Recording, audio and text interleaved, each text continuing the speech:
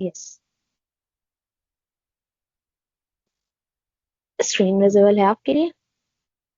No miss.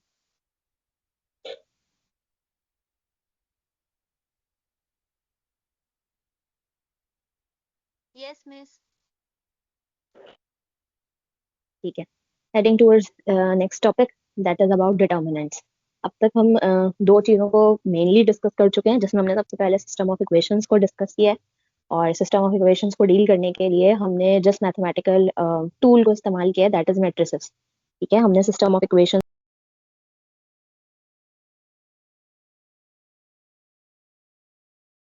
को, linear equations को matrices की फॉर्म में कन्वर्ट किया। मैट्रिसेस की फॉर्म के थ्रू हमने उसके सॉल्यूशंस जनरेट करना सीखे हैं। फिर हमें किस किस तरह के सॉल्यूशंस मिलते हैं हमने ये सीखा है, कौन कौन सी फॉर्म बनाई जा सकती हैं इसके ऊपर हमने बात की है।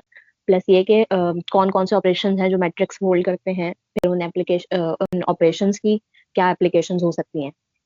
ये चीजें हम डिस्कस कर चुके हैं। अब आते हैं एक और इम्पॉर्टेंट कॉन्सेप्ट पे, that is related to matrices itself. और जो कॉन्सेप्ट है वो आपको नजर आ रहा है, दैट इज अबाउट डिटर्मिनेंट्स। ठीक है।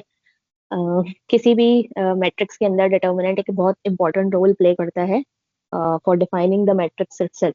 आपको याद होगा हमने जब इनवर्स डिस्कस किया है फिजिकली, हमने क्लासेस के अंदर जब इनवर्स के ऊपर बात की थी, तो हमें इनवर्स सिर्फ और सिर्फ किन मैट्रिक्स का मिलता है, जिनका डिटर्मिनेंट नॉन जीरो होता है। अगर कोई ऐसा मैट्रिक्स हमारे पास अवेलेबल है जिसका डिटर्मिनेंट ही जीरो आ जाए, यानी सिंगुलर मैट्रिक्स है, तो उसका इनवर्स हमें कभी भी नहीं मिल सकता। याद आ रही है ये बात? यस। Yes miss. तो डिटर्मिनेंट इटसेल्फ एक इम्पोर्टेंट रोल प्ले करता है मैट्रिसेस के इनवर्स के लिए। ठीक है। प्लस ये कि मैट्रिसेस को डील करते हुए हम जब फर्दर प्रोसीड करते हैं लीनियर कॉम्बिनेशंस की तरफ या वेक्टर स्पेसेस की तरफ, तो वहां पे हमें डिटर्मिनेंट्स की जरूरत पड़ती है। डिटर्मिनेंट बेसिकली होता क्या है? सबसे पहले तो डिटर्मिनेंट की हम जब भी बात करते हैं तो ये जहन में रहना चाहिए कि जब भी डिटर्मिनेंट की बात की जा रही है, इसका मतलब है सिंपल, आप जिस मैट्रिक्स को डील कर रहे हैं that matrix should be square matrix. अगर मैट्रिक्स रॉ मैट्रिक्स है, ठीक है, अगर मैट्रिक्स आपका जो है वो कॉलम मैट्रिक्स है, तो कभी भी उसका डिटर्मिनेंट कैलकुलेट नहीं किया जा सकता। डिटर्मिनेंट की बात सिर्फ और सिर्फ उस वक्त आती है जब आपके पास मैट्रिक्स क्या हो, स्क्वायर मैट्रिक्स। अगर मैट्रिक्स स्क्वायर है तो डिटर्मिनेंट निकल सकता है, अगर मैट्रिक्स ही स्क्वायर नहीं है तो उसके डिटर्मिनेंट के लिए हम कभी भी काम नहीं कर सकते। ठीक है। सो डिटर्मिनेंट को ही अगर डिस्कस करें, सबसे पहले 2 बाय 2 का मैट्रिक्स का डिटर्मिनेंट कैसे निकलता है, आप सबको बहुत अच्छे से आइडिया है कि ये हमारे पास एक 2 बाय 2 का मैट्रिक्स है। इन्होंने इसको जनरल रखा हुआ है, हम अगर इसको स्पेसिफिक कर दें थोड़ा सा, और हम एक अपने लिए डिटर्मिनेंट डिजाइन मैट्रिक्स डिजाइन कर लें 2 बाय 2 का, दैट इज 2 1 3 4। ये 4 एंट्रीज हैं। ठीक है। और इसका अगर हमें डिटर्मिनेंट चाहिए, let's say this is matrix A, अगर हमें इस मैट्रिक्स का डिटर्मिनेंट चाहिए, so determinant of A should be equals to, जो आपका लीडिंग डायगनल है उसके एलिमेंट्स आपस में मल्टीप्लाई होते हैं, सो 2 × 4, बीच में आ जाता है माइनस का साइन, और जो सेकंड डायगनल हमारे पास आता है वो एलिमेंट्स आपस में मल्टीप्लाई हो जाते हैं, दैट इज 1 × 3। ठीक है। सो 8 - 3, द रिजल्ट इज 5। किसी भी मैट्रिक्स का जब हम डिटर्मिनेंट निकालते हैं, तो डिटर्मिनेंट मैट्रिक्स का हमेशा स्केलर फॉर्म में हमारे पास आता है। स्केलर का मतलब है सिंपल एक नंबर की फॉर्म में आपको मैट्रिक्स का डिटर्मिनेंट मिलेगा। अब ये डिटर्मिनेंट पॉजिटिव भी हो सकता है, ये डिटर्मिनेंट नेगेटिव भी हो सकता है, ये डिटर्मिनेंट जीरो भी हो सकता है। ठीक है। जैसे हमारे केस में +5 जो रिजल्ट आया है, ये डिस्कस कर रहा है कि ये पॉजिटिव स्केलर क्वांटिटी हमें मिली है। इसी तरह नेगेटिव भी मिल सकती है, यानी -5 भी आ सकता था। तीसरा ऑप्शन ये है कि जीरो भी आ सकता है। ठीक है। अगर हमारे पास किसी स्पेसिफिक केस में मैट्रिक्स का डिटर्मिनेंट जीरो के बराबर आता है, तो ऐसे मैट्रिक्स को हम कौन सा मैट्रिक्स कह रहे होते हैं? Singular singular matrix. मैट्रिक्स। ठीक है। और सिंगुलर मैट्रिक्स के लिए हमारे पास गारंटी है कि सिंगुलर मैट्रिक्स का इनवर्स कभी भी एग्जिस्ट नहीं करेगा। ठीक है। इसी तरह से अगर किसी भी मैट्रिक्स का डिटर्मिनेंट नॉन जीरो आ जाए, यानी नॉट इक्वल्स टू जीरो हो, तो ऐसे मैट्रिक्स को हम कौन सा मैट्रिक्स कह रहे होते हैं? Non non singular. सिंगुलर। ठीक है। और नॉन सिंगुलर मैट्रिक्स के लिए हमारे पास गारंटी है कि अगर नॉन सिंगुलर मैट्रिक्स है तो उसके लिए इनवर्स निकाला जा सकता है। क्लियर है बात?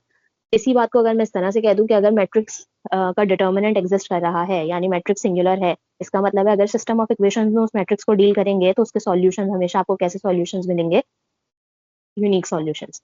ठीक है। और अगर नॉन सिंगुलर मैट्रिक्स बन रहा है तो इस केस में हमें इनफाइनाइट सॉल्यूशंस भी मिल सकते हैं। ठीक है। प्लस ये केस इनकंसिस्टेंट का भी केस हो सकता है, यानी मुमकिन है कि इस सिस्टम ऑफ इक्वेशन के लिए हमें सॉल्यूशन ना मिले। ये बात याद आ रही है? इनवर्स सिर्फ और सिर्फ सिंगुलर मैट्रिसेस का एग्जिस्ट करता है, और अगर इनवर्स एग्जिस्ट कर रहा है तो हम अब क्योंकि सिस्टम ऑफ लीनियर इक्वेशंस को मैट्रिसेस की फॉर्म में डिस्कस कर चुके हैं, तो हमने ये बात की थी कि आपके पास इनवर्स सिर्फ और सिर्फ उन मैट्रिसेस का या उन सिस्टम्स का मिलता है जो सिस्टम्स कंसिस्टेंट होने के साथ साथ क्या हो, यूनिक सॉल्यूशन दे। अगर यूनिक सॉल्यूशन देंगे तो इनवर्स एग्जिस्ट करेगा, और अगर यूनिक सॉल्यूशन नहीं हुआ, इनफाइनाइट सॉल्यूशन हुआ या नो सॉल्यूशन का केस हुआ, तो हमें कभी भी मैट्रिक्स का इनवर्स नहीं मिल रहा होता। यही बात की थी। Yes. ठीक है, अब इसके साथ हमने एक और कॉन्सेप्ट को कनेक्ट कर दिया, दैट इज ऑफ डिटर्मिनेंट। यहाँ से यूनिक से हम इनवर्स पर आ गए थे। ठीक है, अब इनवर्स से आते हैं कि अगर मैट्रिक्स सिंगुलर है तो इनवर्स मिल जाता है, मैट्रिक्स नॉन सिंगुलर है तो इनवर्स नहीं मिलता। मैट्रिक्स के सिंगुलर और नॉन सिंगुलर होने का ताल्लुक मैट्रिक्स के डिटर्मिनेंट के साथ है। अगर डिटर्मिनेंट 0 हुआ तो मैट्रिक्स सिंगुलर मैट्रिक्स है। ठीक है, और अगर डिटर्मिनेंट नॉन 0 हुआ तो मैट्रिक्स आपका नॉन सिंगुलर मैट्रिक्स है। कह रहे हैं यहाँ तक बात? Yes, miss. Yes, miss. Yes, miss. मैंने ये बात ऐसे लिख दी थी, ऐसे क्रॉस में होनी चाहिए। सिंगुलर मैट्रिक्स अगर गिवन है तो कभी भी इनवर्स उसका हमें नहीं मिल सकता। ठीक है, मैं भी रिपीट कर दें आप। डिटर्मिनेंट के लिए हमने सिंपल पहली चीज डिटर्मिनेंट स्क्वायर मैट्रिक्स का अवेलेबल होगा। अगर मैट्रिक्स स्क्वायर मैट्रिक्स नहीं है तो फिर डिटर्मिनेंट कैलकुलेट नहीं किया जा सकता।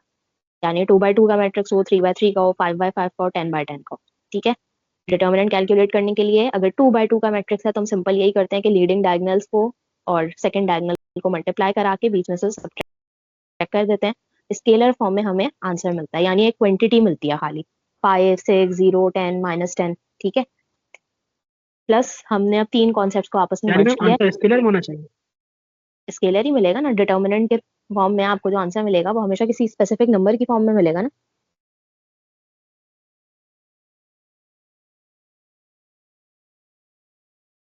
या कुछ और भी मिल सकता है, बताएं आपके जहन में आ रहा है अगर तो।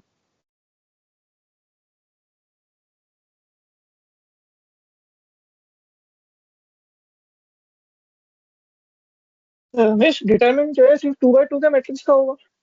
नहीं, डिटर्मिनेंट सिर्फ स्क्वायर मैट्रिक्स का निकाला जा सकता है।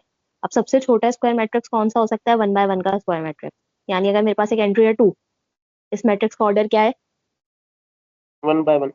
1x1। ठीक है, अब अगर इसके डिटर्मिनेंट की बात करेंगे तो इसका डिटर्मिनेंट किसके बराबर आएगा? इसका डिटर्मिनेंट वापस इसी एंट्री के बराबर आएगा, क्योंकि इसके पास कुछ है ही नहीं मल्टीप्लाई कराने को। सो ए का डिटर्मिनेंट वापस से किसके बराबर होगा? डिटर्मिनेंट ऑफ ए उसी एंट्री के बराबर होगा जो इस मैट्रिक्स में मौजूद है। ठीक है, इससे बड़ा कौन सा हो सकता है? 1x1 से बड़ा स्क्वायर मैट्रिक्स कौन सा हो सकता है? 2x2 का स्क्वायर मैट्रिक्स। ठीक है, 2x2 के स्क्वायर मैट्रिक्स के लिए डिटर्मिनेंट हम इसी तरह से निकालते हैं कि लीडिंग डायगोनल के एलिमेंट्स को मल्टीप्लाई कराएं, माइनस कर दें, सेकंड डायगोनल का जो भी एलिमेंट है उनको आपस में मल्टीप्लाई करा दें।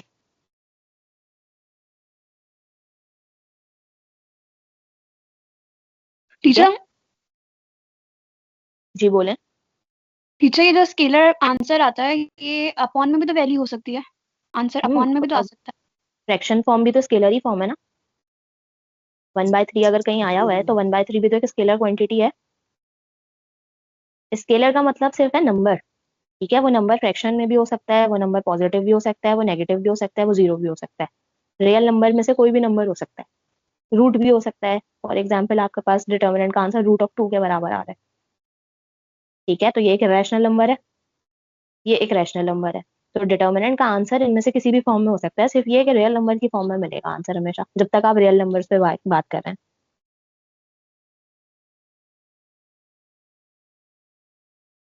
क्लियर है यहाँ तक बात? Miss. Yes, Miss. जी, डिटर्मिनेंट सिर्फ स्केलर मैट्रिक्स का लिया जा सकता है ना? स्केलर नहीं, स्क्वायर मैट्रिक्स। Square matrix. तब मैं अगर आती हूँ 3/3 पे, 1 मिनट रुक जाए। 3/3 स्क्वायर मैट्रिक्स है ना? Yes, miss. 3/3 के मैट्रिक्स के लिए तो अभी मैंने बात ही नहीं की है। मैं सिर्फ पहली बात ये कह रही हूँ कि हमारा हमेशा डिटर्मिनेंट स्क्वायर मैट्रिक्स का लिया जा सकता है। अब वो स्क्वायर मैट्रिक्स 1/1 का भी हो सकता है, वो स्क्वायर मैट्रिक्स 2/2 का भी हो सकता है, 3/3 का भी हो सकता है, सो ऑन। आप उसे कहीं तक भी लेके चले जाएं, 100/100 तक ले जाएं। ठीक है, तो अगर मैट्रिक्स 100/100 का है तो इस मैट्रिक्स के लिए डिटर्मिनेंट मिलेगा।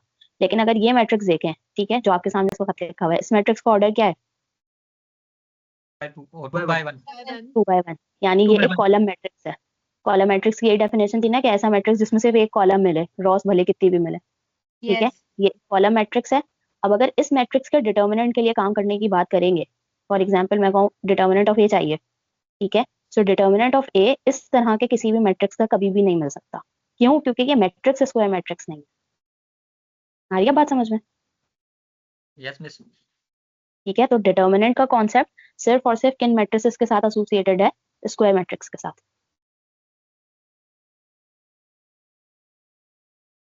डन। यस। 3/3 का मैट्रिक्स हो तो उसका डिटरमिनेंट आ रहे हैं 3/3 पे भी आ रहे हैं। पहले ये बताएं स्क्वायर मैट्रिक्स की बात क्लियर है, 2x2 के मैट्रिक्स की बात क्लियर है, 1x1 के मैट्रिक्स की बात क्लियर है, ठीक है। प्लस ये कि आंसर हमारे पास 0 या पॉजिटिव या नेगेटिव किसी भी फॉर्म में आ सकता है, ये भी क्लियर है।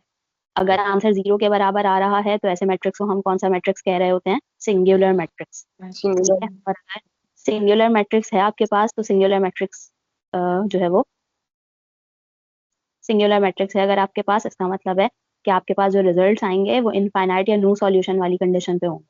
और अगर नॉन सिंगुलर मैट्रिक्स है, ठीक है, यानी आपके पास जो रिजल्ट है वो नॉन जीरो आ रहा है, जैसे हमारे इस वाले केस में आ रहा है, ठीक है, तो ऐसे मैट्रिक्स के लिए गारंटी है कि उसके रिजल्ट कैसे होंगे? हमेशा यूनिक सॉल्यूशन होंगे। क्लियर है यहाँ तक बात? Yes miss. अब आगे प्रोसीड करते हैं। ओके, ये अगेन एक कुछ एग्जांपल्स दी हुई हैं। डिटर्मिन 2x2 के मैट्रिसेस हैं, 3 अलग अलग मैट्रिसेस हैं, उसका डिटर्मिनेंट आपके सामने है, 7 आ रहा है, ठीक है। ये भी नॉन सिंगुलर मैट्रिक्स है, ठीक है, क्योंकि पॉजिटिव 7 आ रहा है। इसी तरह 0 आ रहा है अगर मैट्रिक्स का डिटर्मिनेंट, तो ऐसे मैट्रिक्स को हम कौन सा मैट्रिक्स कहेंगे? सिंगुलर है मैट्रिक्स, ठीक है। फिर इसी तरह से एक और मैट्रिक्स आपके पास C गिवन है जिसका डिटर्मिनेंट -6 के बराबर आ रहा है, that is again a non singular matrix, ठीक है। इसलिए सिंगुलर और नॉन सिंगुलर एक और दफा रिपीट कर दें। सिंगुलर मैट्रिक्स वो मैट्रिक्स होता है जिसका डिटर्मिनेंट 0 के बराबर आता है, ठीक है। जैसे ये बी मैट्रिक्स आपके सामने था, ठीक, इस बी मैट्रिक्स का जब डिटर्मिनेंट कैलकुलेट किया तो डिटर्मिनेंट 0 के बराबर आ रहा है, इसलिए हम इस मैट्रिक्स को कहते हैं कौन सा मैट्रिक्स है? सिंगुलर मैट्रिक्स है। और ऐसा मैट्रिक्स जिसका डिटर्मिनेंट नॉन जीरो आता है, जैसे ए मैट्रिक्स है, ठीक है, या सी मैट्रिक्स है, जिसके डिटर्मिनेंट नॉन जीरो है, उससे ऐसे मैट्रिक्स को हम नॉन सिंगुलर मैट्रिक्स कहते हैं। मिस अभी जो आपने स्क्वायर की एग्जांपल दिखाई थी तो वो वापसी समझा सकती हैं कि 2/1 का क्यों नहीं हो सकता?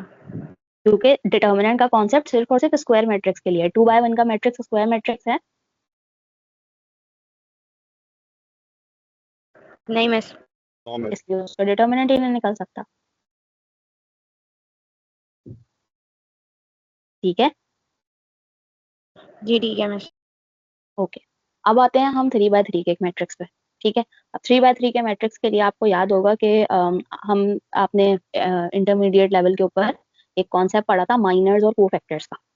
यानी अगर हमारे पास 3/3 का कोई मैट्रिक्स है तो 3/3 के मैट्रिक्स के लिए हमें पहले उसके माइनर्स निकालने पड़ते हैं और उसके कोफैक्टर्स निकालने पड़ते हैं, ठीक। इसकी एक एग्जांपल के थ्रू इसको डिस्कस कर लेते हैं। आपके पास एक मैट्रिक्स है, ए मैट्रिक्स नजर आ रहा है, पहले जल्दी से आइडेंटिफाई करें इस मैट्रिक्स को, ऑर्डर हमें कितना नजर आ रहा है? 3/3। 3/3। तो ये स्क्वायर मैट्रिक्स है इसलिए इसका डिटर्मिनेंट निकाला जा सकता है, ठीक है। अगर ये स्क्वायर मैट्रिक्स नहीं होता इसके डिटर्मिनेंट पे काम नहीं कर सकते, ठीक। अब आते हैं सबसे पहले माइनर निकालने पे। माइनर सबसे पहले पहली पोजीशन के थ्रू निकाला जाता है, इसलिए हम इसे M11 से डिनोट करते हैं, ठीक है। माइनर निकाल रहे हैं किस पोजीशन का? First row first column. जब आप फर्स्ट रो फर्स्ट कॉलम के पोजीशन का माइनर निकालते हैं तो आप पहली वाली रो को एलिमिनेट कर देते हैं, पहले वाले कॉलम को एलिमिनेट कर देते हैं। अब सिर्फ मैट्रिक्स में कौन सी एंट्रीज रह गई हैं? -1 0 2 1। तो आपको यही चारों की चारों एंट्रीज यहाँ नजर आ रही हैं, यस मैम। ठीक है। अब इनका ये दोबारा से 2/2 का मैट्रिक्स बन गया। Yes miss. 2/2 के मैट्रिक्स का डिटर्मिनेंट निकालने के लिए क्या करते हैं? इन दोनों को मल्टीप्लाई माइनस इन दोनों को मल्टीप्लाई। तो -1 1 से मल्टीप्लाई हुआ, माइनस का साइन एज इट इज, 0 2 से मल्टीप्लाई हुआ, तो पहले माइनर की वैल्यू हमारे पास क्या आ गई? -1, ठीक है। इसी तरह से अब आइए M12 के लिए काम कर रहे हैं। M12 का मतलब क्या है? कौन सी रो कौन सा column? First row second column. First row second column, Second यहाँ column. हाईलाइट हुआ हुआ है कि इस वाली पोजीशन के लिए काम कर रहे हैं। जब इस पोजीशन के लिए काम करेंगे तो फर्स्ट रो को एलिमिनेट कर देंगे, ठीक है, और सेकंड कॉलम को एलिमिनेट कर देंगे। अब रिमेनिंग टर्म्स कौन सी बची? 3 4 2 1, ठीक है। तो 3 4 2 1 यहाँ पे लिस्ट डाउन कर दी। अब इसका डिटर्मिनेंट निकाल लें। डिटर्मिनेंट अगेन कैसे निकलेगा? 3 × 1 -4 × 2, ठीक है। -5 वैल्यू आ गई, ये आपके पास M11 की वैल्यू आ गई है, ठीक है। ये आपके पास किसकी वैल्यू आ गई है? M12 की, फर्स्ट रो सेकंड कॉलम की, ठीक है। इसी तरह से इन्होंने बाकी सबकी भी वैल्यूज निकाल ली, बिल्कुल इसी फॉर्मेट को फॉलो करते हुए।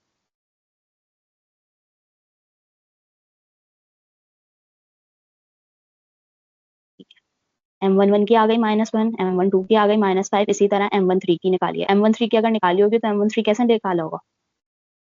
फर्स्ट रो थर्ड कॉलम की वैल्यू है, ठीक है। तो पहली वाली रो और तीसरा वाला कॉलम एलिमिनेट कर दिया, अंदर से कौन रह गया होगा, 3 4 -1 और 0, ठीक है। अब 3 इंटू 0 के लिए काम किया, तो 3 इंटू 0 -1 इंटू 4 इंटू -1, आपके पास रिजल्ट किसके बराबर आ जाएगा, प्लस का 4, ठीक है। इसलिए M13 की वैल्यू आप यहाँ देखें 4 के बराबर है। क्लियर है यहाँ तक बात? Yes ma'am. जी मैम। Yes. ठीक है। इस तरह से सारे मैट्रिक्स, यानी अगर 3 by 3 का मैट्रिक्स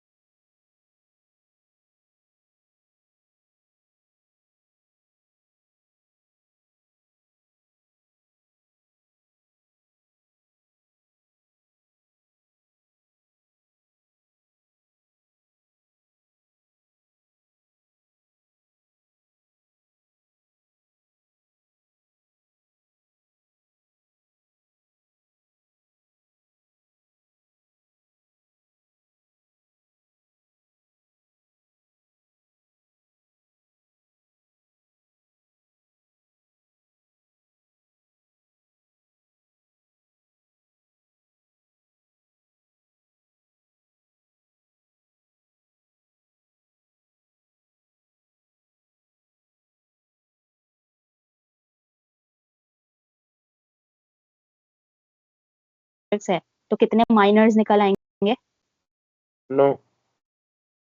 ठीक है। 9 डिफरेंट माइनर्स निकल आएंगे। 5 by 5 का मैट्रिक्स है, कितने माइनर्स निकलेंगे, 25 25, ठीक है। अब आते हैं हम कोफैक्टर्स निकालने के, ठीक है। कोफैक्टर्स इन्हीं माइनर से निकलते हैं, याद रखिएगा। जो कोफैक्टर बनता है वो इसी माइनर से बनता है। किस तरह से बनता है ये देख लें। कोफैक्टर निकालने के लिए हम किस प्लेस के लिए काम कर रहे हैं, 1 1 के लिए, ठीक है। तो 1 1 का मतलब है -1 एज इट इज हमेशा रहेगा, 1 + 1 कितने हो जाएंगे, 1 + 1, ठीक है। तो -1 का स्क्वायर किसके बराबर आता है, बन के आप वापस से 1 के, ठीक है। ये जो वैल्यू निकलती है ना, ठीक है, इस वाली वैल्यू को आप मल्टीप्लाई करा देते हैं अपनी माइनर की वैल्यू के साथ। 1 -1 से मल्टीप्लाई होगा, वापस से किसके बराबर आ जाएगा, -1। ठीक है, -1 के बराबर आ गया। इसी तरह से अब आइए अगली वैल्यू पे। M12 के लिए काम, हम C12 के लिए अब काम कर रहे हैं। जब C12 के लिए काम कर रहे हैं तो C12 की वैल्यू का मतलब है -1 की पावर कितनी, 1 + 2, ठीक है। It means -1 to the power cube, सही। -1 की पावर क्यूब कितनी रहेगी, -1 वापस से -1। इस -1 की वैल्यू को M12 वाले माइनर से क्या करा दें, मल्टीप्लाई, तो -1 और -5 रिजल्ट किसके बराबर आ जाएगा, 5 5 5 के बराबर। इस तरह से हमारे क्या निकल कर आ गए, कोफैक्टर्स। जितने माइनर्स हैं उतने ही क्या निकलेंगे, कोफैक्टर्स। क्लियर है यहाँ तक बात? मैं इस बात को अगर यहाँ पे लिख, मैं एक मिनट दोबारा से समझा देती हूँ। ओके, मैट्रिक्स हमारे पास था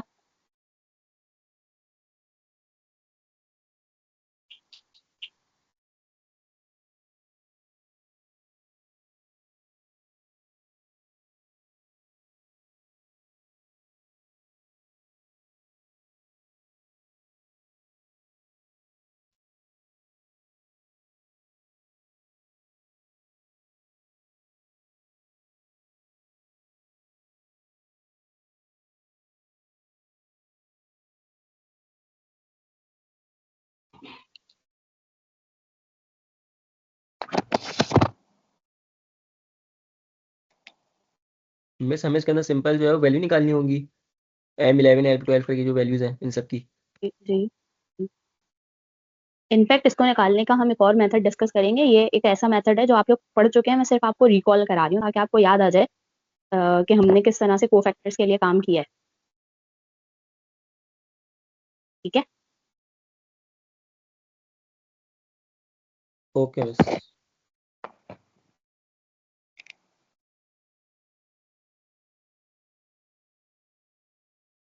ठीक है, तो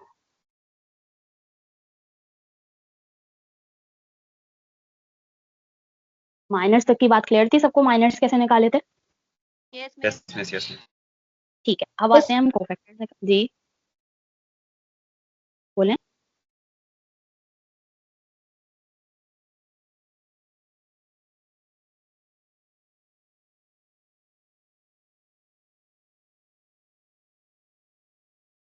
ठीक है, तो हम निकाल रहे हैं पहला कोफैक्टर। ठीक है, पहला कोफैक्टर कैसे निकलेगा, 1 1 वाली पोजीशन पे निकलेगा। 1 1 के कोफैक्टर के लिए याद रखिएगा कि हम हमेशा -1 की पावर जो भी यहाँ पे मौजूद होते हैं एलिमेंट उनको आपस में ऐड करा देते हैं। 1 1 की पोजीशन है तो ये हो जाएगा 1 प्लस का 1। ठीक है, 1 प्लस 1 सही, और ये टर्म मल्टीप्लाई हो जाएगी M11 वाली ही वैल्यू के साथ। डन। तो अगर हम देखें तो हमारे पास -1 टू दी पावर 1 प्लस 1 कितनी हो जाएगी, -1 का स्क्वायर, और M11 की जगह पे क्या वैल्यू मौजूद है, -1 है। ठीक है, सो -1 का स्क्वायर इज 1 और -1 अपनी जगह एज इट इज, तो 1 multiply by -1 is equals to minus का 1। ठीक है, अब आते हैं सेकंड पोजीशन के लिए काम करने पे, यानी अब हम काम कर रहे हैं C12 का। जब C12 का काम कर रहे हैं तो अगेन -1 अपनी जगह एज इट इज रहेगा, पावर में क्या आ जाएगा 1 प्लस 2। ठीक है, और माइनर यहाँ कौन सा वाला कंसिडर होगा, 1 2 वाला। इस सब की वैल्यू -1 नहीं रखेंगे हम। हाँ, सब जगह पे -1 ही रहेगा। ठीक है, ओके ये हो जाएगा -1 की पावर क्यूब। ठीक, और M12 हमारे पास कितना आया हुआ था, माइनस का 5। ठीक, सो -1 का क्यूब किसके बराबर होगा, -1 के इंटू माइनस का 5। सो -1 इंटू -5 कितने हो गए, प्लस का 5 5। ठीक है, अब मैं रेंडमली एक वैल्यू और निकाल रही हूँ, फॉर एग्जाम्पल C23 की वैल्यू चाहिए। ठीक है, टीचर ऑड और इवन नंबर वाला है ना, पावर जिसके इवन होंगे वो प्लस होंगे और ऑड हम। एग्जैक्टली, पावर जिसकी इवन बन जाएगी वो प्लस होगा, पावर जिसकी ऑड बनेगी वो नेगेटिव बनी रहेगा। -1 है, -1 की पावर क्या हो जाएगी, 2 प्लस 3। ठीक है, समझ नहीं आ रहा है ये -1 कहाँ से आया। ये -1 बेसिकली जब हम एक मिनट बता रही हूँ। पहले -1 को 1 मिनट होल्ड पे रखती हूँ, मैं इस क्वेश्चन को आंसर करती हूँ। मुझे पहले ये बताएं, ये समझ में आ रहा है कि ये हो कैसे रहा है, काम कैसे कर रहा है, इसका पैटर्न समझ आ रहा है? हम पैटर्न समझ आ रहा है लेकिन ये समझ नहीं आया ये C11 नहीं क्या मैं है कुछ और भी ये समझ नहीं आ रहा। C11 रिप्रेजेंट कर रहा है कोफैक्टर्स को। ठीक है, हम जब 3/3 के डिटर्मिनेंट्स की बात करते हैं, 4/4 के डिटर्मिनेंट्स की बात करते हैं, तो हमें जरूरत पड़ती है कोफैक्टर्स की और माइनर्स की। जब तक 2/2 का मैट्रिक्स है तब तक तो आप जो है वो वैल्यूज को और डायगोनल को मल्टीप्लाई और डिवाइड करके और आपस में माइनस करा के काम कर सकते हैं। लेकिन अगर आपके पास मैट्रिक्स 3/3 का या 4/4 का या 5/5 का है तो हमें कोफैक्टर्स और माइनर्स की जरूरत पड़ती है।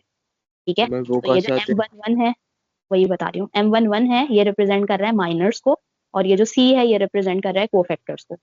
माइनर्स कैसे आते हैं, इधर देखें। हम सबसे पहले फर्स्ट माइनर के लिए काम कर रहे हैं। अगर ठीक है, तो यही मैट्रिक्स कंसिडर किया जाएगा, लेकिन इस मैट्रिक्स का फर्स्ट रो और फर्स्ट कॉलम को आप एलिमिनेट कर दें, पहली वाली रो पहला वाला कॉलम, क्यों? क्योंकि आप 1 1 के लिए काम कर, ठीक है। अब रिमेनिंग टर्म्स कौन सी रह गई हैं? -1 0 2 1, तो आप देखें एज इट इज यही टर्म्स यहाँ पे मौजूद हैं। यस मैम, लेकिन मैम हम माइनर से सिर्फ 3 निकाल सकते हैं, M1 M2 और M3। नहीं, 3 क्यों निकाल सकते हैं? 6 की 6 पोजीशंस निकाल सकते हैं ना। M11 का मतलब क्या है? फर्स्ट रो फर्स्ट कॉलम, ठीक है। M12 का मतलब क्या होगा? First row second column. फिर इसी तरह M13 का मतलब क्या होगा? First row third column. Third लेकिन कॉलम। मैम रिजल्ट तो हमारे पास 3 आते हैं ना, बस -1 -5 और एक थर्ड वन वाला आ रहा है 4। जी नहीं, रिजल्ट यहाँ पे 6 मेंशन है, इधर देखें 6 डिफरेंट रिजल्ट मेंशन है। M21 का भी निकल सकता है, M22 का भी निकल सकता है, M23 का भी वो निकल कैसे सकता है। निकलेगा? जैसे हम कैसे M1 के लिए निकल ऐसे रहा है? M11 के लिए हम देखिए, करते हैं, जैसे के लिए फर्स्ट रो फर्स्ट कॉलम को हम वो निगलेक्ट करके बाकी का डिटरमिनेंट लेते हैं, तो इसी तरह उसका कैसे निकलेगा M21 का? इसका उसके लिए M21 हमें का लेना है। फर्स्ट कॉलम और सेकंड कॉलम को करना पड़ेगा। फर्स्ट कॉलम सेकंड कॉलम नहीं, M21 का मतलब क्या है? 2 रिप्रेजेंट कर रहा है रो को, 1 किसको रिप्रेजेंट कर रहा है? कॉलम को। कॉलम को, ठीक है। सो 2 1 का मतलब क्या है? Second row first column. और फर्स्ट कॉलम को एलिमिनेट कर दें। अब रिमेनिंग टर्म्स कौन सी रह गई हैं? 2 1 0 1 2 0 1 1, 1। ठीक है। इसका डिटर्मिनेंट कैसे लेंगे? 2 × 1 -0 × 1 2 1 सर। बराबर आ गया 2। इधर देखें M21 की वैल्यू 2 ही आई हुई है। Yes miss. Yes teacher. तो अब माइनर समझ आ गया कैसे निकालना है। मैट्रिक्स के अंदर Yes, जितनी ma'am. एंट्री